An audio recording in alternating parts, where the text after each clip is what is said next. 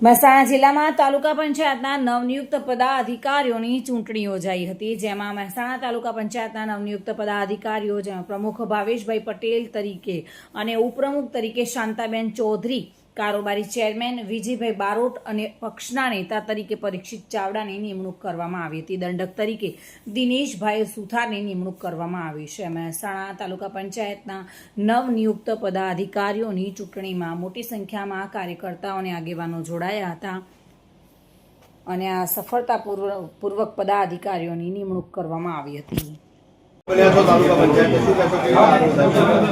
આજે તો એક તો પહેલાં તો ભારતીય જનતા પાર્ટી માટે હર્ષની કહેવાય કે મહેસાણા તાલુકા પંચાયતમાં ભાજપની સરકારનો આજે ભગવો લહેરાયો છે. તેનો ઘણો આનંદ છે. બધા કાર્યકર્તાઓ, ડેલિગેટોને બધાને ખૂબ ખૂબ આનંદનો માહોલ છે. શું કહેશો, કયા કામ કરશો હવે? કામોમાં તો વિકાસના કામો તો મેન મોદી સાહેબના જે સૂત્રો ઉપર ચાલે, સબનો સાથ સૌનો વિકાસ, એ આધારે બધાને દરેક ગામડાઓની સુવિધાઓ, પ્રાથમિક સુવિધાઓનો પહેલાં વિચાર કરીને પહેલાં ગામડાના વિકાસનો જ પહેલાં મહત્ત્વનો મુદ્દો લેવા.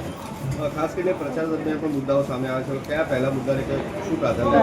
પ્રચાર મુદ્દામાં તો દરેક જગ્યાના અલગ અલગ આવ્યા છે. મારા ગામમાં તો જે આવ્યા તે દરેક જગ્યાના ડેલિકોના અલગ અલગ પ્રશ્નો આવ્યા હોય, એ જે પ્રશ્નો આવ્યા એ પ્રશ્નોનો નિકાલ 2.5 વર્ષમાં અને બીજા 2.5 વર્ષની ટર્મમાં પણ 5 વર્ષમાં સંપૂર્ણ પૂરા કરવાનો અમે ખાતરી આપીએ છીએ.